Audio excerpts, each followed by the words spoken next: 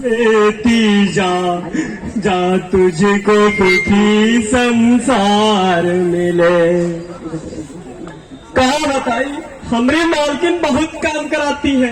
कभी कहती यूं कर ले, कभी कहती वो कर ले, कभी कहती हिया चले जाओ, कभी कहती हिया चले जाओ। हेलो, वैसे तो आज हमारी मालकिन की बेबी जी का लड़कन वाले देखा ना रहे। कभी यही देश से आवत तो कभी वही देश से आवत है। लेकिन हमारी शादी का हमारी शादी के कौनो फिक्र नहीं है। हमारी जवानी बही जा रही पानी की तरह। हद है यार, कौनो का फिक्र नहीं है। हटाओ झाड़ू वाड़ो, हमका नहीं लगा के, हम सोएंगे अब।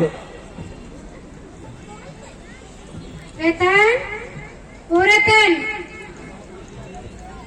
रतन सुनाई दे रहा है कि नहीं दे रहा है? झाड़ू लेकर आ। लागत का उन्हें आवाज दे रहा है। हटाओ, अच्छा सोवन दो हमका। रतन सुनाई दे रहा है कि नहीं दे रहा है? अरे चिल्ला रहे, झाड़ू लेकर आ। आ रहे मालकिन, आ रहे। अरे झाड़ू बाहर रख दी भाई। झाड़ू है कि मेहरारू मिल ना रही। अरे मिल गए। अरे आ रहे मालकिन, ये लो मालकिन। अरे वो जो अपनी उमा है, सुना जिसे लड़के वाले देखने आ रहे। हाँ मैंने भी सुना है, लड़का बहुत पढ़ा लिखा है। क्यों ना हो, हमारी उमा भी तो बहुत पढ़ी लिखी है। लड़का जरूर डॉक्टर या इंजीनियर होगा, होना भी चाहिए। हमारी उमा भी तो पढ़ी लिखी सुंदर सुशील है। वैसे भी बाबू रामस्वरूप ले देते कोई कमी रखेंगे नहीं। हाँ नहीं रखेंगे, उनकी एक ही लड़की है, इसलिए कोई कमी नहीं रखेंगे। अरे बातों में तो मैं अपने परिचय कराना ही भूल गई। मैं हूँ समाज, इस नाटक की कथा वाचक यानी की नरेटर। साहब जी आराम से चलिए भाई। बस कर। अरे भाई बस धीरे धीरे बस। अरे साहब जी आराम से चलिए भाई। अरे भाई बिल्कुल धीरे धीरे भाई, बस। ये जो तखत के इस तरफ खड़े हैं, ये है बाबू रामस्वरूप, घर के मालिक। भगवान की दया से इनके पास सब कुछ है। सरकारी नौकरी और अच्छा खासा कमा भी लेते हैं। और ये उनके सामने खड़े रतन, घर के नौकर। हरकतें तो आपने भी देखी ही होगी। अकलों शक्लों से तो बेवकूफ दिखाई पड़ते हैं इनके। अरे बातों तो मैं एक और परिचय कराना भूल गई। इसमें एक और किरदार है, वो है प्रेमा। वो अभी थोड़ी देर में आती होंगी, इसलिए मैं तो चली। लेकिन आप कहीं मत जाएगा, यहीं रह के देखिएगा आज का नाटक रीढ़ की हड्डी, जो जगदीश चंद्र माथुरा रचित है। अरे भाई बस कर। अरे बस कर भाई, बस कर। अरे साहब जी इसको बिछा दे। अरे हाँ बिछा दे मेरे बात। अच्छा।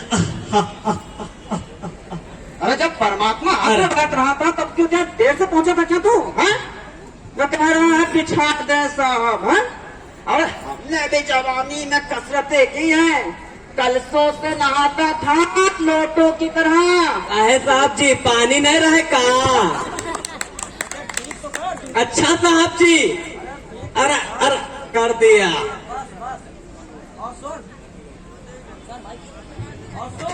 हाँ साहब जी, और चद्दर ले आ, जो धोबी के यहाँ से आई है वो वाली। अच्छा जात है। अच्छा जा। अरे मालकिन, बाबूजी धोती मंगाई है। धोती? तुम लोगों ने तो मुझे और परेशान करके रख दिया, और न जाने मुझे क्या क्या करना पड़ेगा।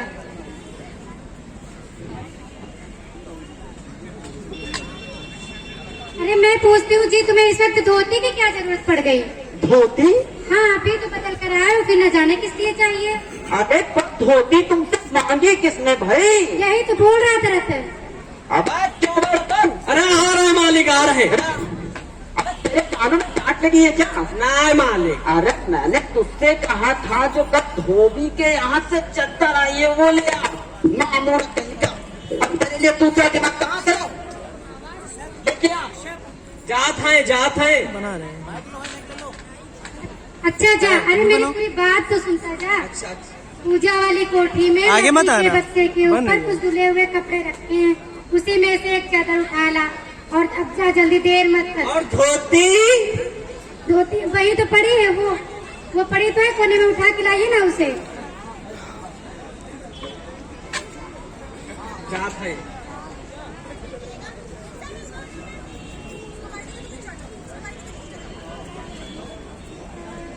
मैम पीछे से। लेकिन वो तुम्हारी लाडली बेटी तो मुंह फुलाए पड़ी हुई है। अरे तो तुम उसकी माँ आखिर। अब बड़ी मुश्किल से ये लोग पकड़ में आए हैं। मैं नहीं चाहता कि तुम्हारी वजह से ये मामला फिर खराब हो। मैं यही चाहता हूँ कि इस बार रिश्ता हो जाए। अगर इस बार कुछ खराब होता है तो उसकी जिम्मेदार तुम होगी, मैं नहीं। तो मैं ही क्या करूं? सारे जतन तो करके हार गई। तुम्ही ने उसे पढ़ा लिखा के सर चढ़ा रखा हुआ है। अपना जमाना अच्छा था, ई पढ़ ली, गिनती सीख ली, और बहुत हुआ तो स्त्री सुबोधनी पढ़ लिया। सच पूछो तो स्त्री सुबोधनी में ऐसी ऐसी बातें लिखी हैं, ऐसी बातें क्या तुमने BMA की पढ़ाई पढ़ी होगी? आजकल के तो लक्षण ये लोग के हैं। ग्रामोफोन बाजा होता है, बाजा। क्यों? अब भाई दो तरह का होता है, एक तो आदमी का बनाया हुआ और दूसरा परमात्मा का बनाया हुआ। अब आदमी के बनाए हुए ग्रामोफोन को कभी भी चलाकर रोक सकते हैं, पर परमात्मा का बनाया हुआ ग्रामोफोन एक बार शुरू कर दो तो फिर ठहरने का नाम ही नहीं लेता। हटो अभी।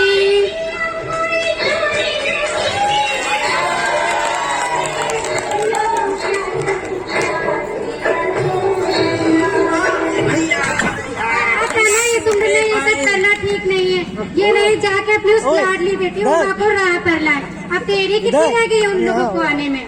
अरे तो भाई क्या हुआ? यहीं रुको, हाथ तुम्हें करने लगे तो पकड़ लेना, ठीक है? करके नीचे लाना। यहाँ पे आजकल तो लड़कियाँ कितनी सुंदर क्यों ना हो, भला बिना मेकअप के कहाँ अच्छी लगती है। इसलिए मैंने उसके सामने सारा मेकअप का सामान रख दिया है। और न जाने उस लड़की को इन सब चीजों से किस बात की चिड़ है।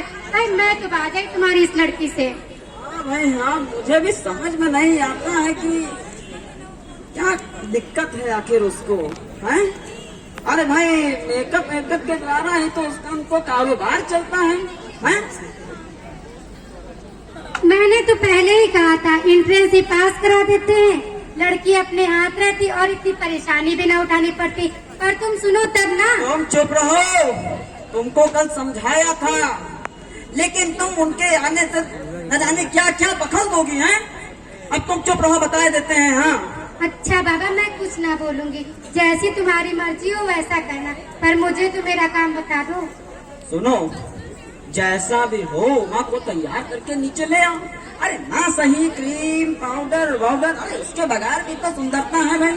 अब नाश्ता वास्ता तो सब तैयार हो गया है ना? हाँ नाश्ता वो दिखी रखो है चतर। अरे हाँ, अरे हाँ भाई, ला बिछाते हैं। हाँ भाई हाँ, लेके आ भाई, बिछाते हैं भाई।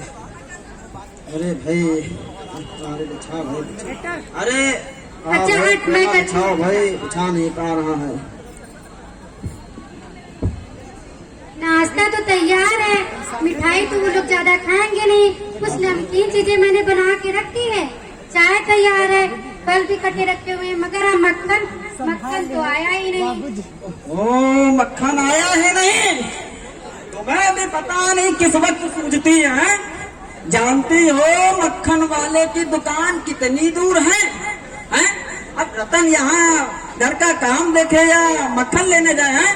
तो यहाँ का काम कौन सा ज्यादा है, कमरा सब ठीक ठाक है, और नाश्ता मैंने निकाल के बगल वाले कमरे में रख दिया है, सो मैं तुम्हें पकड़ा दूंगी। एक आध चीज अगर कुछ रह भी जाती है तो वो खुद ले आना जाके तुम, तब तक के रतन मक्खन ले ही आएगा। कहाँ मर गया तुम? अरे मक्खन लेने कौन जाएगा? आप चले जाओ, चुप, लेके आ चल। जा रहे कहाँ कहीं का? वैसे दो ही आदमी तो है ना? हाँ मैंने बताया तो था, दो ही आदमी हैं। एक बाबू गोपाल प्रसाद हैं और दूसरा उनका लड़का शंकर है। मुझे तो ऐसे रकिया मिजाज वाले लोगों पर बड़ा गुस्सा आता है। क्या करें, काम अपना है ना, नहीं तो बाप बेटों को तो मैं बहुत सुनाता हूँ। और लड़का क्या करता है? क्या बताएं, लखनऊ के मेडिकल कॉलेज में पढ़ता है। कहता है शादी का सवाल दूसरा है और तालीम का दूसरा। बड़ा ही अजीब मामला है भाई। अब मैं तो उनको कोरी सुनाता, मगर क्या करे, जो काम अपना आ गया है ना, हाँ बहुत खराब लगता है भाई। क्या हुआ भाई क्या क्या हुआ? हुआ? चाहिए हम चाहिए देखिए लड़के वाले तो नहीं आ गए। भाई देखते हैं भाई। अरे भाई देखते हैं भाई वो कहाँ गया? हाँ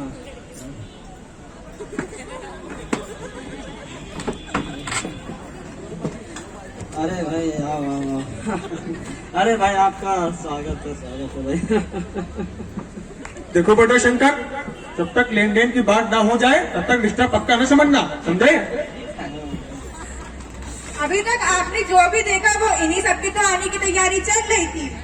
ये है लड़के के पिता बाबू गोपाल प्रसाद। आंखों में चतरा और बड़े अनुभवी व्यक्ति मालूम पड़ते और उनके बगल में खड़े उनके बेटे शंकर बड़े नौजवान और खीर निपुण व्यक्ति हैं। आइए जानते हैं इनके रिश्तों की बातें। आप कहीं पर जाके यहीं रह के देखिएगा आज का नाटक रीढ़ की हड्डी। अरे भाई आइए इधर विराजिए। बैठो बैठो इधर तशरीफ लाइए। बैठिए भाई। बैठिए भाई।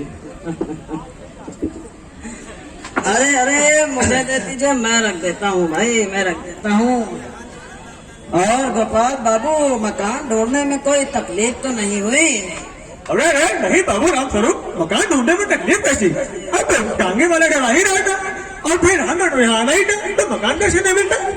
भाई ये तो आपका बड़ा एहसान है कि आप हमारे घर आए, वरना मैं किस काबिल हूँ भाई। अरे नहीं बाबू, ऐसी बात थोड़ी ना है।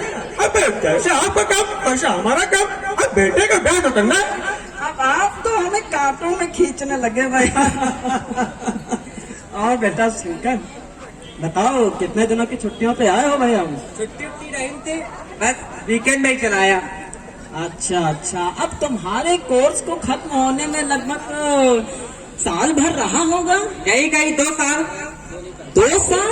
क्या है ना, हम 1 साल का मार्जिन रखते हैं। ओ अच्छा।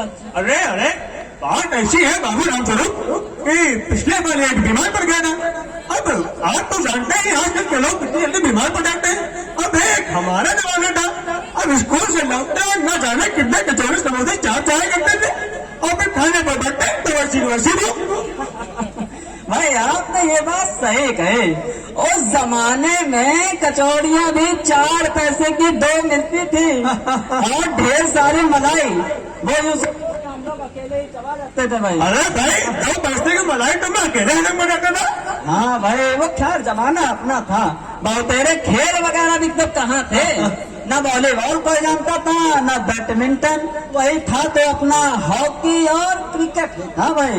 मगर मजाल नहीं थी कि कोई कह दे कि लड़का कमजोर है। सही कह बाबू राम स्वरूप।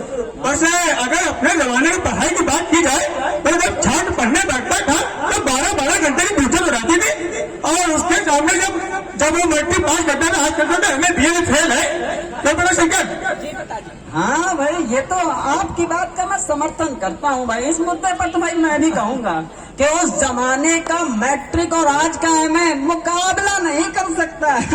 सही कह बाबू राम स्वरूप। वैसे बड़ा रंगीन जमाना था। भाई रंगीन जमाना था भाई, आप तो जानते हैं ना। रंगीन जमाने का क्या मतलब? अरे भाई आप अपने पिताजी से पूछिएगा, जानते हैं। अरे भाई उनसे बेहतर कौन जान सकता है?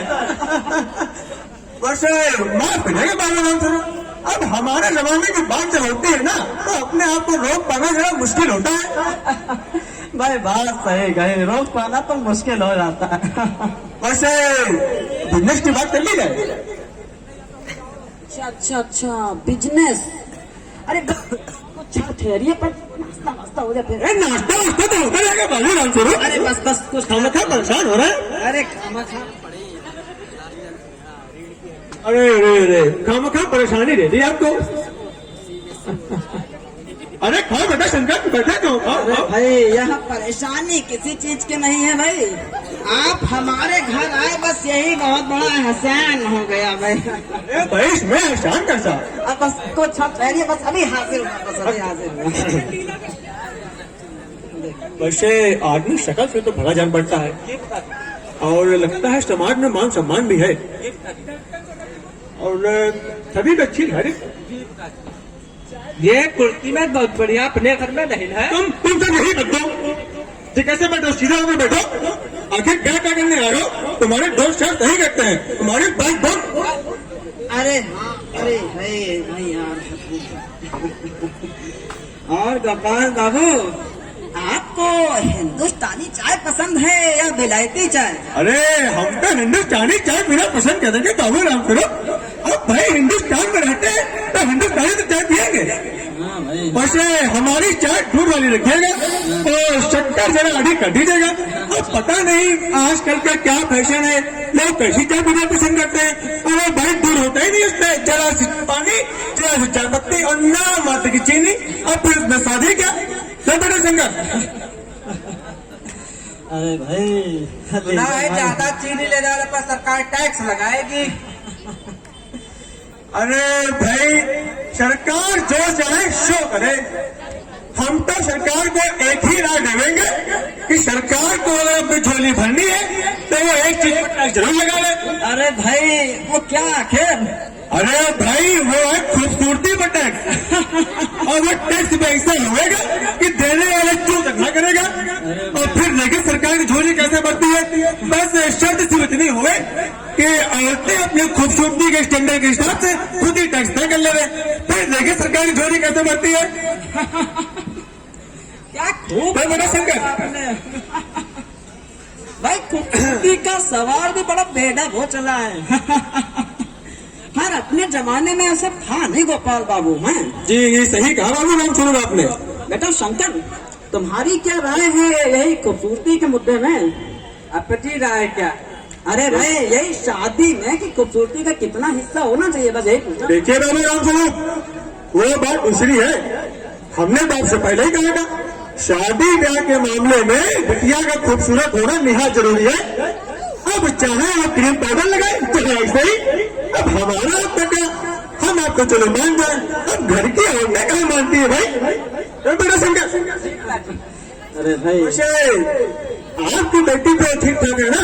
अरे हाँ भाई हाँ, आप देख लीजिएगा भाई। अरे बिल्कुल बेटी है भाई, देखना ही तो है। वैसे ये मैं क्या सुन रहा हूँ बाबू राम स्वरूप? क्या भाई क्या? यही पढ़ाई वढ़ाई के बारे में। देखिए बाबू राम स्वरूप, हमने तो आपसे पहले ही कहा था हमें बहुत ज्यादा पढ़ी लिखी तो चाहिए नहीं। अब उससे नौकरी तो करानी नहीं है, तो बड़ा संकट। ये बता दीजिए भाई। हाँ नौकरी का तो कोई सवाल ही नहीं उठता भाई। अरे भाई देखिए, अब हमसे कुछ लोग कहते हैं कि आपका बेटा इतना पढ़ा लिखा है तो बहुत बेटा पढ़ी लिखी लाएंगे ना। अब कौन समझाए उन्हें लिखी ठेकेदारों को, अगर पुरुषों की तरह औरतें भी अंग्रेजी अखबार पढ़ने लगी, पॉलिटिक्स में बहस करने लगी, तब तो चल चुकी गृहस्थी। तो बड़े संकट जनाब, मोर के पंख होते हैं मोरनी के नहीं, शेर के बाल होते हैं शेरनी के नहीं। अरे भाई एक बात और है कि आदमी को दाढ़ी होती है औरत के नहीं। अरे क्या बात कही बाबू राम स्वरूप आपने। खाओ बेटा खाओ। अरे लीजिए गोपाल बाबू, आपने तो अभी तक कुछ लिया है नहीं, लीजिए तो भाई। अरे अरे नाश्ता पानी तो होता रहेगा बाबू राम स्वरूप, को पेट तो भरना नहीं है। अरे क्या बताएं, टोस्ट मंगवाए थे, मक्खन लाना भूल गया, कम वक्त कहाँ मर गया, यादें रहे दादा। अरे टोस्ट वोस्ट कौन खाता है बाबू राम स्वरूप? अब बहुत हो गया नाश्ता पानी। वैसे हम पान के बेहद शौकीन हैं, अगर पान हो सके तो जरा मंगवा दीजिए। अरे भाई मंगवाते हैं। अरे जरा पान भिजवा देना।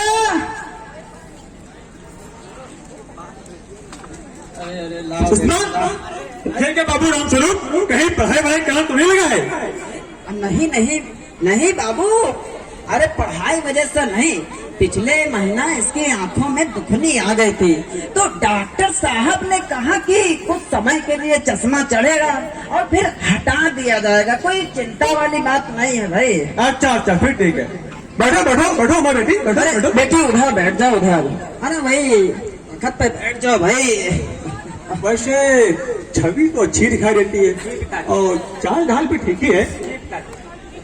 तो बेटा शंकर ये लीजिए वैसे पान का तो बेहद शौकीन है, और फिर अगर बनारसी पान तो बांटिए लगे क्यों भाई? लो बेटा तुम भी तो पाना लो भाई। वाह वाह क्या पान है भाई बाबू राम स्वरूप। वैसे तुम्हें बेटिया कुछ गाना बजाना सीखा है?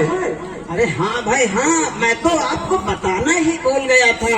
अरे गाना बजाना तो इसने खूब सीखा है भाई। बेटी उमा, अरे एक आध गीत सुना दो भाई, हैं? सुना दो भाई। यशोमती मैया से बोले नंदलाला, राधा क्यों गोरी मैं क्यों काला। अरे अब बेटी चुप क्यों हो गई? अपना गीत अरे अरे भाई। बस करिए बाबू राम को, तो हमें ठगा लेगा क्यों ना बिटिया? अरे वाह वाह, अच्छा लगा, एकदम सर को गिला है। अरे भाई वैसे उमा बिटिया कुछ सिलाई उड़ाई आती है? अरे भाई मैं आपको एक बात और बताना भूल गया था भाई। अब पूरे घर की सिलाई इसी के जिम्मे है। अब जहाँ तक हमारी कमीजें भी यही सिलती है। अरे क्या बात कही बाबू राम स्वरूप। वैसे उमा बिटिया कुछ एंटी पेंटिंग आती है नहीं आती है? अरे पेंटिंग तो इसे खूब आती है। अब भाई ये देखिए कितनी बेहतर पेंटिंग बनाई है भाई। अरे वाह, पेंटिंग तो बहुत खूबसूरत है। क्या बात है भाई, क्या बोला? जी पिताजी। और उमा बिटिया कुछ इनाम में जीता है कि नहीं? अरे भाई इनाम जरा शर्माती है। अरे आप चुप रहिए बाबू राम तरफ, सब कुछ आप ही बोलेंगे, कुछ उमा बिटिया को तो बोले नहीं दीजिए। उमा देखो क्या पूछ रहे हैं गोपाल बाबू, इनकी बातों का जवाब तो दो जरा भाई। देखो क्या कह रहे हैं। क्या जवाब दूं बाबूजी? जब कुर्सी मेज बिकती है तब दुकानदार कुर्सी में से कुछ नहीं पूछता है, बस खरीदार को दिखला देता है, पसंद आई तो ठीक वरना। अरे उमा क्या कह रही हो भाई ये? मुझे क्या लेने दीजिए बाबूजी, ये जो महाशय मेरे खरीदार बन गए हैं इनसे जरा पूछे क्या लड़कियों के दिल नहीं होता है? क्या उनको चोट नहीं लगती है? क्या वे बस भेड़ बकरियां हैं जिस तरह कसाई लोग उनको आके खरीदते हैं? बाबू राम तरफ बहुत बेइज्जती है हमारी। ये तो हमारा अपमान है। इतनी बचपन हमारी जरूरत तक नहीं की, इतनी बेइज्जती का घेर करके। हाँ, जी, हमारी बेइज्जती नहीं हुई जो आप इस तरह हमारा नाप तोल कर रहे हैं। आप अपने साहबजादे से पूछिए किस तरह भी पिछली फरवरी में एक गर्ल्स हॉस्टल के इर्द गिर्द घूम रहा था और कैसे वहाँ से भगाया गया था। बेटी अब चुप हो जाओ, क्या कह रही हो? हॉस्टल? तुम क्या बिटिया कॉलेज से पढ़ी हो? जी हाँ, मैं कॉलेज से पढ़ी हूँ, मैंने BA पास किया है, कोई पाप नहीं किया है, कोई चोरी नहीं की है। आपके कायर पुत्र की तरह कायरता तो नहीं दिखाई है। बस बाबू राम स्वरूप बहुत अपमान हुआ हमारा, बहुत बेइज्जती हुई। आपने हमें झूठ बोला, दगा किया आपने हमारे साथ। चलो मेरे संजय, एक मिनट यहाँ रुकेंगे। बहुत बेइज्जती हुई हमारी, बहुत बेइज्जती हुई। ये पास। जी हाँ, जाइए जाइए जरूर जाइए, पर घर जाकर यह जरूर पता लगाइएगा आपके बेटे की रीढ़ की हड्डी है भी या नहीं, यानी बैकबोन बैकबोन।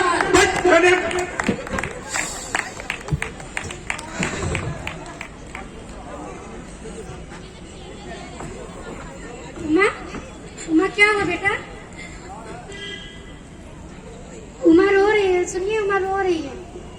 लगता है लड़कों वालों ने मना कर दिया। जरूर कोई बात है। अरे मुझे तो लगता है लड़की के जन्म पत्री में ही कोई दोष है। हाँ हाँ, कुछ बोलते क्यों नहीं बाबू राम स्वरूप? हाँ कैसे बोलेंगे बेचारे, आखिर जो मना कर दिया लड़कों वालों ने तभी तो, वरना ऐसे तो नहीं मना करके जाते वो। बस करिए आप लोग, मैं बताती हूँ। दरअसल वे अपनी मर्जी से गए और क्यों ना जाते, उन्हें अपनी इज्जत का जो ख्याल था। शायद यही वजह है कि हम कहने से डरते। बात यहाँ लड़की और उसकी आजादी से नहीं, बात यहाँ उसके व्यक्तित्व की है। शायद इसीलिए सरेआम नीलामी देखकर मैं चुप न बैठी। अरे बेटी जी क्या हुआ? अरे बाबूजी मक्खन।